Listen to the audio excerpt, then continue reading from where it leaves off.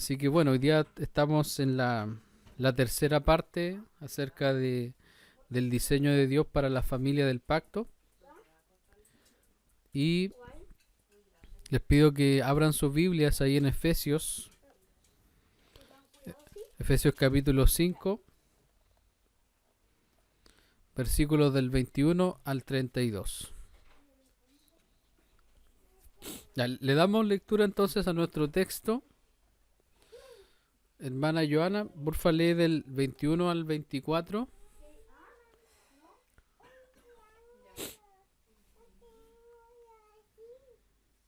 ¿Leo? Sí, dale. Someteos unos a otros en el temor de Dios. Las casadas estén sujetas a su propio marido como al Señor. Porque el marido es cabeza de la mujer, así como Cristo es cabeza de la iglesia, la cual es su cuerpo y él es su Salvador. Así que como la iglesia está sujeta a Cristo, así también las casadas lo están a sus maridos en todo. Maridos, amad a vuestras mujeres, así como Cristo amó a la iglesia y se entregó a sí mismo por ella, para santificarla, habiéndola purificado en el lavamiento del agua por la palabra, a fin de presentársela a sí mismo una iglesia gloriosa, que no tuviese mancha, ni arruga, ni cosa semejante, sino que fuese santa y sin mancha. Hermano Javier, lee porfa del 28 al 33. Amén. Bueno, haciendo una breve recapitulación de lo que hablamos el domingo pasado y resumiendo, dijimos que el verso 21, someteos unos a otros en el temor de Dios, en ningún momento anula el diseño original del Señor, como lo entiende la visión igualitaria de los roles para el hombre y la mujer. El sometimiento mutuo no anula que el hombre es cabeza de la mujer, que fue creado para el liderazgo, sino más bien que el sometimiento mutuo nos muestra cuál es el sentido de cualquier liderazgo. Sabemos que el rol de la mujer es ser ayuda idónea del hombre y que tanto al hombre como a la mujer se le dio la tarea de gobernar la creación y multiplicarse. Y en una mente básica, algún hombre podría decir, si la mujer es ayuda idónea, eso significa que no debo ayudar, sino liderar. Pensar así sería un error grave, dado que el texto 21 apunta a lo que decía Calvino en su comentario. Dios nos ha unido tan fuertemente el uno al otro que ningún hombre debe esforzarse por evitar la sujeción. Y donde reina el amor, se prestarán servicios mutuos. Es decir, en la iglesia entre todos nos ayudamos, hombres y mujeres, nos colaboramos unos a otros en el temor del Señor. Sea el rol que tengamos dentro de la iglesia, sea el don que Dios nos haya brindado, siempre será para servir a los demás. Hay hombres que quieren tener una esposa y un hogar para sentirse realizados, mujeres que desean tener hijos para cumplir con un estándar. Un pastor quiere una iglesia para ser admirado y escuchado por otros. Sin embargo, todos estos objetivos son inútiles, porque el lugar donde Dios nos coloca, seamos solteros, seamos casados, seamos pastores, esposo, esposa, mamá, papá, es para servir a otros. El domingo pasado vimos que ser ayuda idónea no es usurpar el rol del esposo, tampoco querer controlar al marido y faltarle el respeto, sino que ser ayuda idónea es ser una mujer llena del Espíritu Santo, que se somete en primer lugar al Señor y su palabra, y de forma libre, voluntaria y alegremente está sujeta a su propio marido como al Señor. También dijimos que el rol de cabeza no es ser líder del hogar en mi propia opinión, no es rechazar la ayuda idónea dada por Dios, no es obligar a la mujer a obedecer porque aquí mando yo y se hace lo que yo digo, no es tiranía, no es abuso de poder, no es ignorar el rol de la mujer, no es malinterpretar las escrituras para hacer callar a mi esposa, no es tratar a la mujer como una sirvienta porque ella es la reina, no es usar a la esposa para cumplir todos mis deseos egoístas, no es tomar decisiones solo, no es ceder mi lugar de gobierno y tampoco es ser una cabeza durmiente. Ser cabeza es amar a mi esposa como Cristo amó a la iglesia, un amor sacrificial. Y así como Jesús, el buen pastor, toma y cuida a sus ovejas, pero también en momentos las debe atraer a ellas con su cayado, así también es el liderazgo del hombre. Muchas veces vamos a ver a la esposa débil en la oración, en la palabra, en alguna área, la vamos a ver pecar, pero nuestro liderazgo la debe impulsar al trono de la gracia, siendo condescendientes con ellas. Eso es liderazgo espiritual. Yo como pastor no los puedo tratar a ustedes mal, sino que siempre debo impulsarlos a la gracia del Señor. Eso es liderazgo, es servir a los otros con amor. No es ser el chicoteador de caracoles, tampoco un supervisor estricto, sino una cabeza amorosa al servicio de la esposa. Y si ustedes se dan cuenta, Dios creó los roles para que el hombre y la mujer se ayuden mutuamente. Porque si yo como hombre me preocupo de revisar mi rol y cumplirlo con la ayuda de Dios, eso va a permitir que mi esposa se concentre en su rol. Si ambos se concentran en su propio rol, en buscar la ayuda del Señor, la llenura del Espíritu, para lograrlo, de seguro veremos un matrimonio viviendo para la gloria de Dios. Por eso quiero hablar de forma muy práctica, tomando algunos autores también y revisando las escrituras acerca de qué cosas deberían ser ejecutadas en el rol del hombre y de la mujer.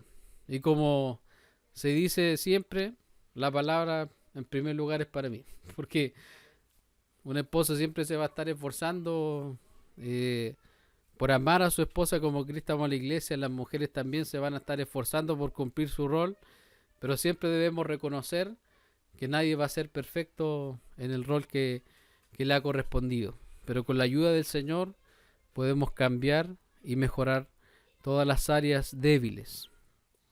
Así que quiero hablar de varios puntos que deberían ser importantes para todos en el matrimonio, tanto esposos como esposas. Y como punto 1 es cultivar mi comunión con Dios. En primer lugar, debemos decir que en el principio Dios unió a Adán y Eva, y ellos caminaban con Dios, y su matrimonio era fructífero porque vivían en la presencia de Dios. Acompáñenme, por favor, a leer Génesis 2:25. Génesis 2:25, ¿qué nos dice ahí la Escritura?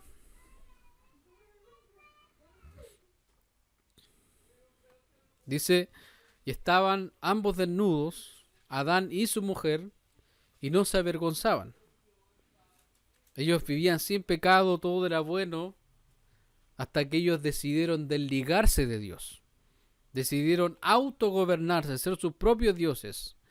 Cuando Adán y Eva pecaron, las relaciones horizontales, es decir, las relaciones entre ellos, se volvieron más importantes y la relación vertical con Dios se descuidó. Y cuando revisamos Efesios, vemos un texto sumamente importante ahí en Efesios 5:18, donde dice: no os embriaguéis con vino, en lo cual hay disolución. Antes bien, sed llenos del Espíritu. Recuerden que embriagarse con vino hace alusión a intentar alcanzar una vida para la gloria de Dios a través de medios alternativos. Por nuestra naturaleza caída, no es a Dios a quien acudimos primero, es a nosotros mismos, a nuestras estrategias, a nuestras experiencias. Pero cuando somos alumbrados por el Evangelio, nos damos cuenta que la única forma de vivir matrimonios para la gloria de Dios, haciendo la voluntad del Señor, es con Dios en primer lugar de mi corazón. Por eso, si nosotros queremos un matrimonio que agrade a Dios, debemos buscar al Señor en todo tiempo, con ruegos, con ayunos, cerca de su palabra, participando de los medios de gracia para poder lograr un matrimonio fructífero. Podemos parchar el matrimonio con muchas cosas, podemos por fuera hacer matrimonios piadosos, pero quizás estar desconectados, atrapados en los afanes del día a día, de pleito en pleito y de rencor en rencor. Cuando buscamos al Señor con intención, pedimos por nosotros mismos en primer lugar y por nuestro cónyuge. No significa que el matrimonio va a estar libre de conflictos, sino que vamos a saber cómo solucionar las cosas a la luz de la palabra. Y vamos a evitar llegar a las amenazas, llegar a, si no cambian, te dejo y cosas de ese estilo. Que nos quede claro, hermanos, no hay matrimonio bendecido sin la presencia del Señor. No hay matrimonio que brilla para Dios sin una relación con el Padre en primer lugar. Eso nos va a llevar a vivir de acuerdo a la palabra de Dios. Todo lo que está aquí escrito, todas esas cosas que uno dice, Señor, qué difícil, no se logran con nuestras fuerzas, sino con la ayuda del Señor. Eso es primero, cultivar nuestra comunión con Dios. Segundo, cuidar las palabras. Acompáñenme por favor a Colosenses 3:19. Colosenses 3:19. Que nos dice ahí la escritura. El primero o la primera que lo tenga que le pueda dar lectura. La palabra ásperos, y cuando uno se acerca al texto sin conocer el idioma original, quizás puede pasar este texto así de forma rápida. Pero esta palabra ásperos viene del griego pikraino, que literalmente significa amargar. Esa palabra se deriva de otra palabra griega que proviene de ser agudo o punzante. Y lo que el texto nos diría entonces es: maridos, amad a vuestras mujeres y no seáis ásperos con ellas, no sean amargos con ellas. Hoy hay miles de mujeres en amargura debido a malos tratos de los esposos que no entienden su rol y que no saben cómo tratar a la esposa. Desde una broma malintencionada hasta una palabra dura en un momento son formas de ser ásperos con las esposas. Cuando un plato se cae, cuando algo material se rompe, primero debemos procurar que la esposa esté bien antes de gritar o tratar mal al cónyuge. Tenemos otro texto también, Primera de Pedro 3:7. Dice: vosotros, maridos, igualmente, vivid con ella sabiamente, dando honor a la mujer como a vaso más frágil y como a coherederas de la gracia de la vida, para que vuestras oraciones no tengan estorbo. Yo debo honrar a mi esposa y en lugar de tratarla amargamente, debo tratarla como a vaso más frágil, tratarla como a mi hermana en Cristo en primer lugar. De esa forma mi comunión con Dios no tendrá estorbo. Acompáñenme también a 1 de Timoteo, capítulo 2, versos del 9 al 12. Dice así la palabra del Señor aquí: asimismo, que las mujeres se atavien de ropa decorosa, con pudor y modestia, no con peinado ostentoso, ni oro, ni perlas, ni vestidos costosos, sino con buenas obras, como corresponde a mujeres que profesan piedad. La mujer aprenda en silencio, con toda sujeción, porque no permito a la mujer enseñar ni ejercer dominio sobre el hombre, sino estar en silencio. Antes de explicar el texto, quiero invitarlos a que leamos Proverbios 31:26. Yo les pregunto a ¿ustedes saben de lo que habla Proverbios 31? Es muy famoso, sobre todo para el Día de la Mamá. La mujer virtuosa, ¿cierto? Proverbios 31:26. ¿Qué dice?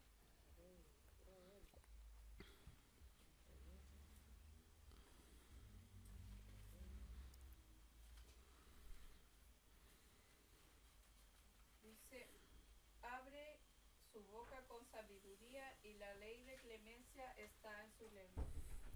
Ahí está hablando de la mujer virtuosa.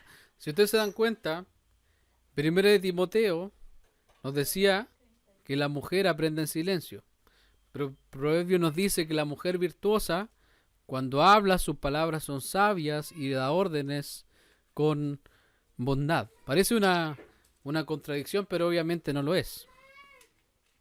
El actor John Bunyan, quien escribió El progreso del peregrino, comenta que una mujer debe cuidar que su lengua no sea ociosa, charlatana o contenciosa. Cuando el apóstol hablaba de que la mujer debe aprender en silencio, no está diciendo que debe estar callada en todo lugar. El silencio es para que no usurpe el lugar de gobierno en la iglesia. Sin embargo, así como el llamado para los hombres es a no ser ásperos con sus esposas y tratarlos con amor, de igual forma a las mujeres el Señor les dice, ahí en Efesios 5:33, por lo demás, cada uno de vosotros ame también a su mujer como a sí mismo, y la mujer respete a su marido. La primera vez que una mujer faltó al respeto a su marido fue en el huerto del Edén, cuando Eva habló con el diablo y cedió a la tentación. Ella rechazó el gobierno de su marido y eligió su independencia, anulando su dependencia al Señor.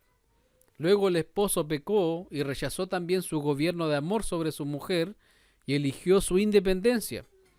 Ambos se declararon fuera de la dependencia de Dios. Desde ahí empezaron los conflictos de propiedad. Por eso es que hoy día existen los matrimonios con separación de bienes. Lo mío es mío y lo tuyo es tuyo, se dijeron el uno al otro ahí cuando Adán y Eva pecaron contra el Señor. Eva, cuando habló con la serpiente, no pensó en su esposo, no pensó en las consecuencias de faltar el respeto a su esposo escuchando una voz diferente. Sin embargo, ahora para las creyentes el Señor les puede dar poder y les puede dar una lengua sabia y bondadosa y un corazón que respeta a su marido. Por eso aquí la Escritura nos dice en 1 de Pedro 3, del 3 al 6, vuestro atavío no sea el externo de peinados ostentosos, de adornos de oro o de vestidos lujosos, sino el interno, el del corazón, en el incorruptible ornato de un espíritu afable y apacible, que es de grande estima delante de Dios. Porque así se ataviaban en otro tiempo aquellas santas mujeres que esperaban en Dios, estando sujetas a sus maridos. Como Sara obedecía a Abraham, llamándole Señor, de la cual vosotras habéis venido a ser hijas, si hacéis el bien, sin temer ninguna amenaza. Pregunto yo, ¿de qué le vale a un hombre que su casa está llena de riquezas, pero tener el corazón de su familia vacío de amor y una esposa llena de amargura? ¿De qué vale eso? De nada, ¿cierto? ¿De qué le vale a una mujer ser hermosa externamente si su corazón no está alineado con Dios? Si su lengua destruye a su marido y no lo respeta. De nada, ¿cierto? Delante de Dios, cuando lo externo para una persona es más importante que lo interno, los mejores maquillajes delante del Señor son harapos sucios y malolientes. Miren lo que dice Proverbios 19:13. Acompáñenme, por favor. Sí. Proverbios 19:13. Ahí uno en Proverbios uno va a encontrar consejos tanto para el hombre, para la mujer, el esposo, la esposa, los hijos. Y aquí en este caso dice, dolor es para su padre el hijo necio, y gotera continua las contiendas de la mujer. Richard Steele dijo, recuerde que Dios le escucha y le juzgará por cada palabra ociosa. Idealmente, tanto el esposo como la esposa deben ser lentos para enojarse. No obstante esto, donde uno debe ceder, lo más razonable es que sea la esposa. Ninguna mujer recibe honra por haber tenido la última palabra. Algunas mujeres argumentan que su lengua es su única arma, pero el sabio sabe que a su lengua la enciende el infierno. Note cómo Raquel le habló impulsivamente a Jacob, ahí en Génesis 31. Raquel le dijo a Jacob, dame hijos, o si no me muero. Y en cuanto tuvo 2 hijos, murió. Por otro lado, Abigail se comportó con prudencia y recibió honra. Si el respeto no prevalece con él, el enojo tampoco.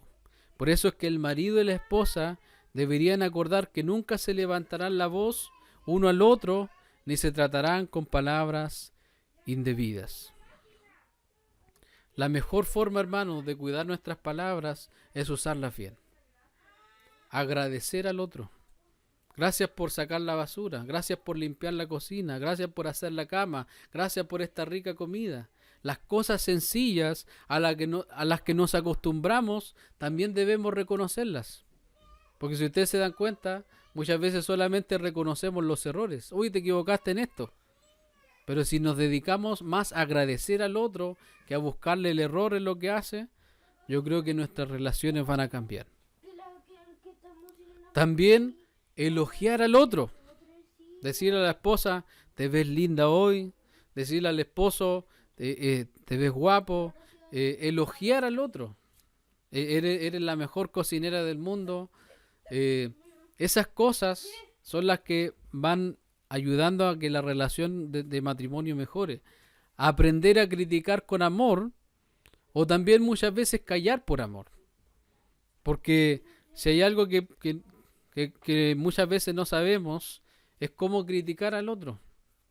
Debemos criticar con amor o muchas veces callar por amor simplemente. Si no te gustó algo, no lo digas para no arruinar el momento. No perdamos el tiempo hablando mal del otro, sino amando al otro con palabras dulces y atentas. Eso es cuidar nuestras palabras. Punto 3.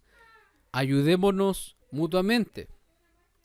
Ya dijimos que una de las cosas que se suelen confundir cuando se habla de los roles del hombre y la mujer es que la mujer, como es ayuda idónea, eso podría hacer que el hombre no ayude en nada. Suena estúpido, pero es una concepción que muchas veces se tiene. Y voy al grano. Cuando Efesios 5:23 dice, porque el marido es cabeza de la mujer, así como Cristo es cabeza de la iglesia, la cual es su cuerpo y Él es su Salvador, le está diciendo a los maridos, ustedes son líderes sobre sus esposas, pero no es para controlarlas ni usarlas para su propio beneficio, sino que ustedes son líderes y su mayor ejemplo de liderazgo es Cristo. Cristo tiene una esposa, la iglesia, y Cristo salvó a su iglesia. ¿Cómo lo hizo? Acompáñenme a Filipenses, capítulo 2, del 5 al 8. La escritura ahí. Dice, haya pues en vosotros este sentir que hubo también en Cristo Jesús, el cual siendo en forma de Dios, no estimó el ser igual a Dios como cosa que aferrarse, sino que se despojó a sí mismo, tomando forma de siervo, hecho semejante a los hombres. Y estando en la condición de hombre, se humilló a sí mismo, haciéndose obediente hasta la muerte y muerte de cruz. Hoy, en esta sociedad de cristal, todos reclaman sus derechos. Los hombres reclaman sus derechos y las mujeres reclaman sus derechos. Pero Jesús no reclamó ningún derecho. Cuando tomó esa cruz, la llevó hasta el monte Calvario y en medio de su dolor y cansancio, las burlas y los desprecios, siguió adelante por amor a su esposa. Asimismo es el liderazgo que asume un esposo. Si creíamos que ser líder era no hacer nada en casa, estamos equivocados. El liderazgo es quizás tener que hacerlo todo y que nadie lo reconozca. Es quedarnos hasta tarde por nuestras familias, llevar a nuestra familia a la oración, a la palabra, orar por nuestra esposa, por nuestros hijos, llevarlos a adorar al Señor, buscar al Señor para tomar decisiones sabias y no emocionales. Preguntarle a la esposa antes de hacer cualquier cosa. Levantarnos temprano y hacer lo que Cristo haría, servir en lo que más se pueda, solo por amor. Juan 13 del 1 al 16, fíjense lo que el gran ejemplo que tenemos aquí de nuestro Señor. Y por mientras le pido a nuestra hermana Joana que busque Tito capítulo 2, del versos 3 al 5. Juan 13. Y mientras leemos, nuestra hermana se prepara ahí con Tito, capítulo 2, del 3 al 5. Fíjense lo que hizo nuestro Señor. Antes de la fiesta de la Pascua, sabiendo Jesús que su hora había llegado para que pasase de este mundo al Padre, como había amado a los suyos que estaban en el mundo, los amó hasta el fin. Y cuando cenaban, como el diablo ya había puesto en el corazón de Judas Iscariote, hijo de Simón, que le entregase, sabiendo Jesús que el Padre le había dado todas las cosas en las manos y que había salido de Dios y de Dios iba, se levantó de la cena y se quitó su manto y tomando una toalla se la ciñó. Luego puso agua en un lebrillo y comenzó a lavar los pies de los discípulos y a enjugarlos con la toalla con que estaba ceñido. Leemos el versículo 12. Así que después que les hubo lavado los pies, tomó su manto, volvió a la mesa y les dijo: ¿sabéis lo que os he hecho? Vosotros me llamáis maestro y señor, y decís bien, porque lo soy. Pues si yo, el Señor y el Maestro, he lavado vuestros pies, vosotros también debéis lavaros los pies los unos a los otros. Porque ejemplo os he dado, para que como yo os he hecho, vosotros también hagáis. De cierto os digo, el siervo no es mayor que su Señor, ni el enviado es mayor que el que le envió. Hermana Joana, por favor, Tito 2, del 3 al 5. Las ancianas asimismo sean reverentes en su porte, no calumniadoras, no esclavas del vino, maestras del bien, y enseñen a las mujeres jóvenes a amar a sus maridos y a sus hijos, a ser prudentes, castas, cuidadosas de su casa, buenas, sujetas a sus maridos, para que la palabra de Dios no sea blasfemada. Amén. Si ustedes se dan cuenta, vemos en las Escrituras cómo las mujeres son las reinas de sus hogares. Proverbios 14 dice que la mujer sabia edifica su casa.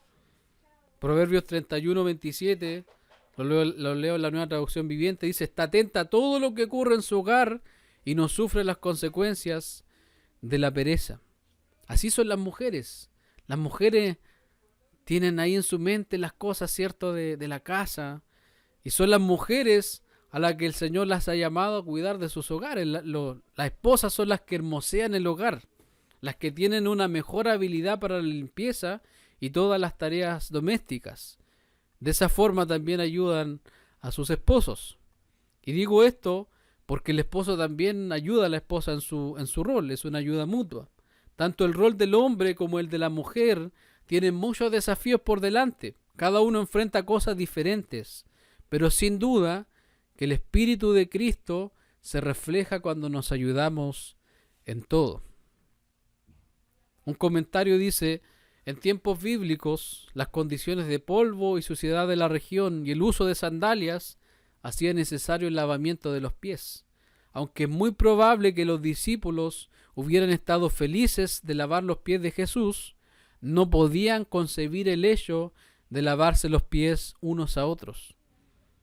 O sea que cuando el Señor les lavó los pies a para ellos fue algo revolucionario, que eso no era una costumbre de ese tiempo. Esto se debió a que en la sociedad de la época el lavamiento de pies era reservado para el más bajo de los siervos más insignificantes. Los que se consideraban iguales no se lavaban los pies unos a otros, excepto en muy raras ocasiones y como una señal de gran amor. Lucas señala que los discípulos discutían sobre quién era el más grande entre ellos, una actitud que excluía la disposición de rebajarse a lavar los pies. Porque si ustedes se dan cuenta, uno ve en la escritura que ellos siempre decían: oye, ¿quién va a ser el que se va a sentar al lado del Señor? ¿Quién va a ser el mayor? Pero cuando Jesús se dispuso a lavar sus pies, se quedaron sorprendidos, porque las acciones de Jesús sirven también como un símbolo de limpieza espiritual y un modelo de humildad cristiana. Al lavar los pies de sus discípulos, Jesús nos enseñó la lección del servicio desinteresado que estaba absolutamente demostrado por su muerte en la cruz. Muchas veces se cree que porque el hombre es cabeza puede hacer lo que quiera, pero no es así. Cuando Dios llama a alguien a ser cabeza, lo está poniendo en una posición alta, pero una posición alta de servicio. Por eso es que el liderazgo bíblico del hombre siempre será cuestionado, porque no se entiende. Todos los pasajes que hemos visto se leen como machismo, machismo, machismo, pero para Dios son servicio, amor, respeto y humildad. Si yo estoy en una posición de gobierno en la iglesia, no es No estoy sobre ustedes, no soy mejor que ustedes, sino que estoy para servirlos. Estoy en una posición alta, pero en una posición de servicio. En un hogar siempre hay dos siervos, un siervo y una sierva que sirven mutuamente a un señor, desde roles diferentes, pero ambos se ayudan, se potencian. Si uno cae, el otro ayuda al que está caído. Si uno se enferma, el otro lo levanta. Tanto el hombre como la mujer somos llamados, como dice la escritura en Hebreos 10:24, y considerémonos unos a otros para estimularnos al amor y a las buenas obras. Y el punto 4, ¿y qué de la intimidad? Cuando hablamos de la intimidad en el matrimonio, quiero que veamos el texto con el que empezamos nuestros puntos, ahí en Génesis 2:25. Génesis 2:25. Estaban ambos desnudos, Adán y su mujer, y no se avergonzaban. Cuando el hombre, cierto, fue creado a la imagen de Dios en perfecta justicia, en perfecta santidad, en ese primer estado, el hombre estaba desnudo junto a su esposa y no se avergonzaban. Pero tras la caída, Adán y Eva se escondieron porque estaban desnudos. Es decir, la primera experiencia de culpabilidad humana fue porque estaban desnudos. La confesión de su desnudez fue una confesión de su conciencia de pecado. Eso quiere decir que hay una conexión entre la desnudez y la culpa. Por eso, ahí en Génesis 3:10 dice, y él respondió, oí tu voz en el huerto y tuve miedo, porque estaba desnudo y me escondí. ¿Y qué hizo el Señor cuando vio al hombre y la mujer desnudos, con la gran culpa del pecado? ¿Qué fue lo que hizo? ¿Recuerdan lo que el Señor hizo en ese momento? Claro, Génesis 3:21 dice, y Jehová Dios hizo al hombre y a su mujer túnicas de pieles y los vistió. Piensa en esto. Ellos estaban solos en ese momento. ¿Quién más lo iba a ver si eran un matrimonio? Sin embargo, Dios los viste porque les quiere enseñar que Él es quien cubre la vergüenza, la culpa del pecado. La ropa nos recuerda que es Dios quien da su gracia al matrimonio. Y Cristo es quien cubre nuestros pecados. Cristo es el ejemplo tanto para los esposos como para las esposas. Porque ¿sabes lo que le dice Cristo a su iglesia? Yo te amo aún conociendo todos tus pecados. ¿Usted cree que ante Dios estamos con ropa? Ante Dios estamos sin ropa. Ante Dios estamos totalmente desnudos. ¿Qué podemos ocultarle a nuestro Señor? Y fíjate cómo la gracia de Dios, después de la caída, transmitió ese mismo amor entre el esposo y la esposa. Porque, hermanos, en el matrimonio, la persona que más nos conoce es nuestro cónyuge. Mi esposa sabe cuando yo estoy enojado. No tengo para qué decirle, no estoy enojado. Mi esposa sabe si yo estoy triste o no. Y el esposo puede ver a su esposa completamente y viceversa y no sentir vergüenza.